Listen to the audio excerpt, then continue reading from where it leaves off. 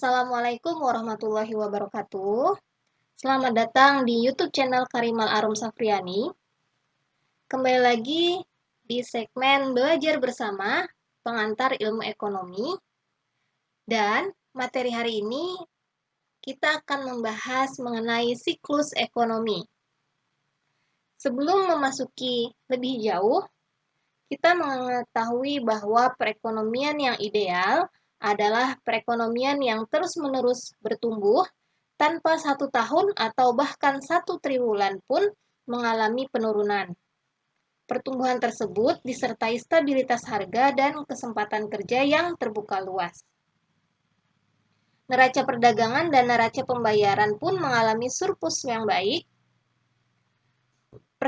Perekonomian seperti ini dipercaya akan mampu memberikan kemakmuran dan keadilan bagi rakyatnya dari generasi ke generasi. Namun, sayangnya, perekonomian tersebut hanyalah angan-angan dan cita-cita yang diinginkan oleh setiap negara. Dalam dunia nyata, perekonomian umumnya mengalami gelombang pasang surut. Setidak-tidaknya dilihat dari perkembangan tingkat output dan harga.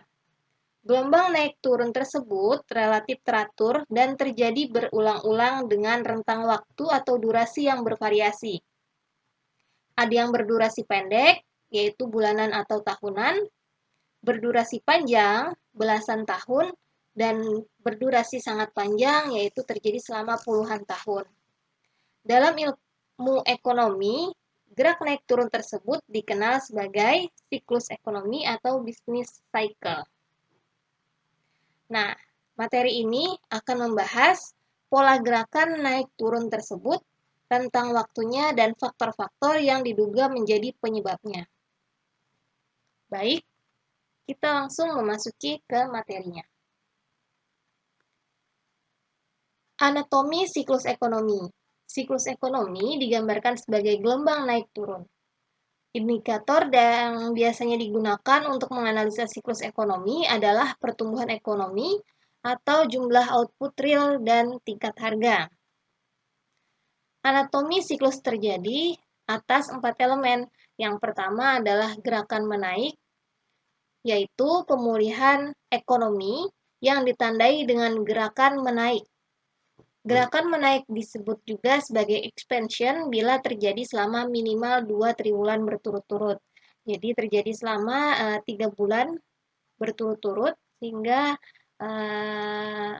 kenaikan tersebut itu dikatakan sebagai gerakan menaik. Kemudian elemen kedua adalah titik kulminasi, yaitu ekspansi ekonomi tidak akan terjadi selamanya. Jadi suatu ketika gerakan menaik ini mencapai titik tertinggi, titik ini disebut sebagai titik puncak atau kulminasi.